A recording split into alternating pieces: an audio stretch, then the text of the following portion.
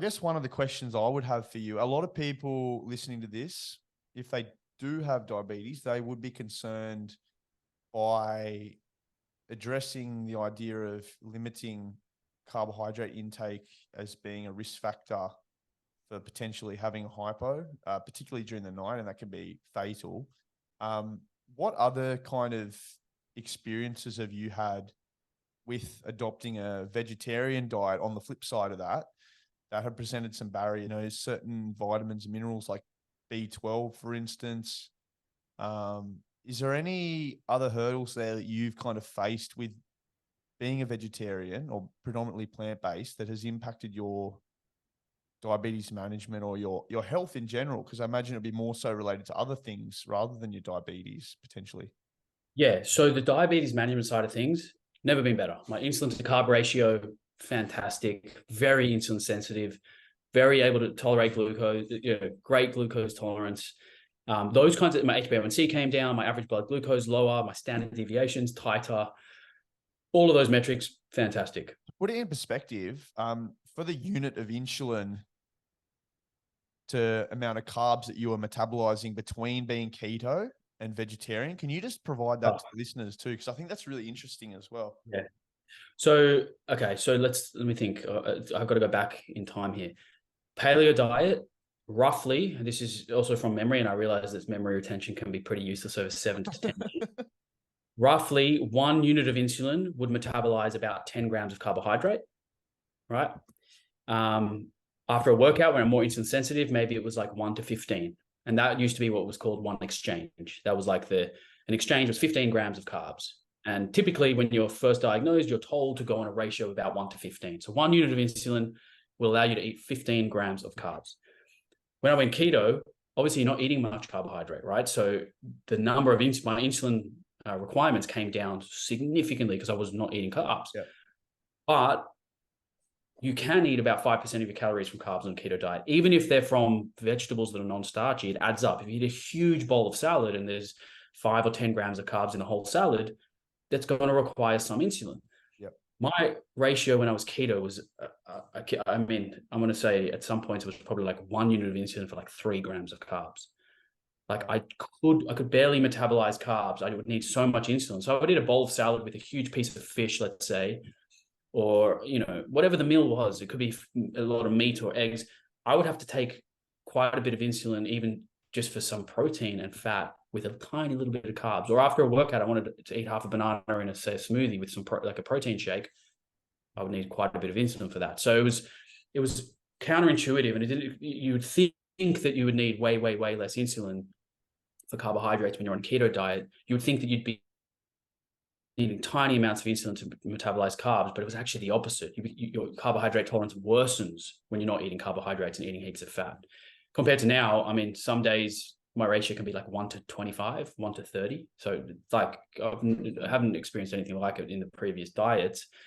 But let's talk about the other hurdles, right? So being plant-based, you've got to keep an eye on B12, which is a very, very, very simple fix. It's a daily supplement or even just 2 or 3 times a week, a B12 supplement, whether it's a spray or a multivitamin. I take a multivitamin because I just find it very convenient. And for me, it bulletproofs that part of it. I don't have to worry about B12. I get my blood tested every few months. Never had an issue with B12. In fact, it's actually a little bit too high now. I've got to slow down on supplements and bring it back down a little bit, but it's perfectly healthy. In terms of protein, all plants contain all amino acids, but the amounts that they're contained in vary. So some plants will be lower in one amino acid and higher in others. Other plants will be higher and others are lower. So the way to balance that out is you just got to eat a diversity of different plants, and you're going to get all the amino acids that you need over the course of a day. You have to eat enough total calories. So if you're in a severe deficit, you're not eating enough calories, you might not get the perfect amount of amino acids in. But if you're eating a healthy, plenty of volume of food, plenty of calories to match your energy expenditure, you're going to get all the amino acids you need. If you feel like you're not, able to eat a diversity of food groups, protein supplement. Whether you are plant-based or a meat eater, a lot of people take supplements, whether you're a bodybuilder and you like whey protein. You're still eating chicken and meat and fish and eggs. So why are you taking whey protein? Well, it's convenient. It tastes good. it helps you just hit your protein targets. Same with plant-based. If you're plant-based and you want to hit your protein targets, which for me, I aim for like 1.6 to 1.8 grams of protein per kilo of body weight. Most of it I get through my food, but every day I have a scoop of protein powder in a smoothie or whatever it is, just to make sure that I hit those targets that I want to hit. And also these days, there's so many foods that are fortified with protein. Like you can get an almond milk fortified with protein, and it can have 10 grams of protein per cup.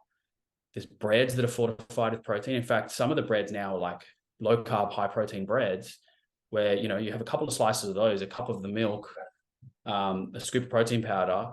You don't have to be eating cans of beans, and people think that you're eating legumes all day and tofu and tempeh.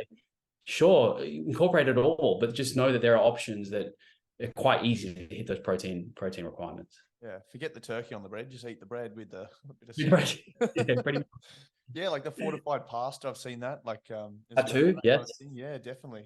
I've kind of adopted that approach lately, where I've sort of been increasing my energy intake with training and that kind of thing, and I've started to bulk up like my bolognese or chili con carne with like kidney beans instead of, so that like reducing the amount of mince that I might be having in a meal, but bulking that up with like kidney beans or lentils or whatnot. That's such a good food swap, actually, just to mention that. So what you've done is, and this is what people, you're basically hitting the dietary principles that we explained earlier without even having to focus on it. So let's say you change your bolognese from 50% of the mince that would go in, and you swap it with lentils or kidney beans or whatever, right?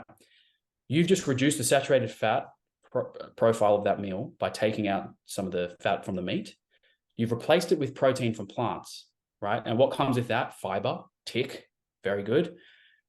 You're obviously getting the amino acids from the lentils, so you're getting some protein in there, and the bulk, the volume of the lentils, it fills you up on less calories. So you kind of, that's why I think a plant-based or a plant predominant diet is such a great way for people to maintain healthy body weight, insulin sensitivity, all of these things we mentioned quite effortlessly, because naturally plants don't have saturated fat. They're not high unless it's coconut oil. That's an issue. But generally speaking, they're not high in saturated fat. They're packed with fiber, so it fills you up. You're getting your protein, carbohydrates. You're getting unsaturated fats, and you don't have, and they have low energy density. So you can eat large plates of these plants and not worry about like overshooting your calorie intake needs for that day or week or whatever it is. So yeah, I think it's a cool way to do it. You don't have to go 100% plant-based. Like you don't even have to think about that. You can just do these simple swaps like you just mentioned there, and it's a step in the right direction. I'd be really interested to listen or understand a professional bodybuilder or strength athlete who has adopted a vegetarian diet in competition. I know there was one strongman, I think, through the Game Changers. I know that's quite a controversial series for a lot of reasons, but picking someone's brains like him who was able to maintain a high level of competition without, having meat in their diet. I think that's something that I find, because obviously we understand the health benefits of it, but in terms of like optimum performance, that's something I want to.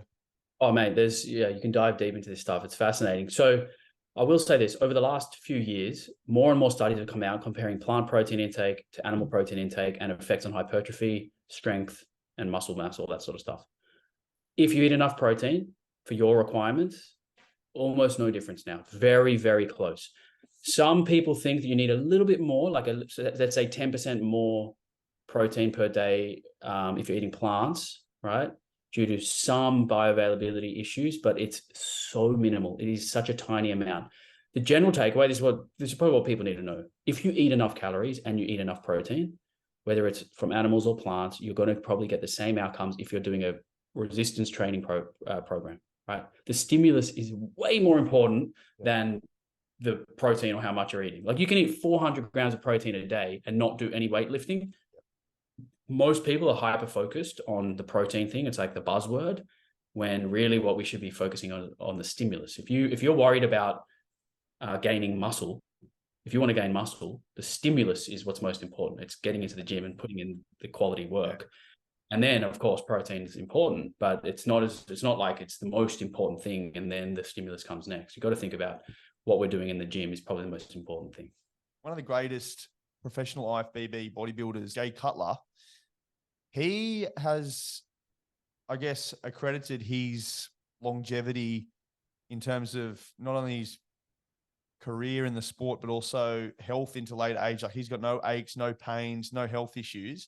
He attributes a lot of that to his higher quantity of carbohydrate he consumed in his diet. We know that obviously being a professional bodybuilder, you need to consume a lot of proteins to sustain your body weight and muscle mass. But he attributes a lot of his longevity and health to a higher quantity of carbohydrates in his diet as well. So I can kind of see that lineage there, that silver lining as to, you know, how plant-based can potentially be not only just in the sense of diabetes management, but also performance and health as well. Yeah, I mean, a big part of performance in the gym is glycogen storage. And if you're eating a lot of carbohydrates, you're pretty much going to have full glycogen stores, at least when you enter the gym. And I think a guy like Jay Cutler and those bodybuilders, they eat hundreds, if not thousands of grams of carbs a day. And again, look at them. Like people think carbs make you fat. I mean, these guys are eating thousands of grams of carbs. Yeah. They're the leanest guys on earth. So again, it's just comes down to calories in, calories out, energy balance, figuring out what works for you. And I will say some people don't do that well on a high carb diet, which is okay. You can go on a lower carb diet. That's fine too. But just keep in mind those principles.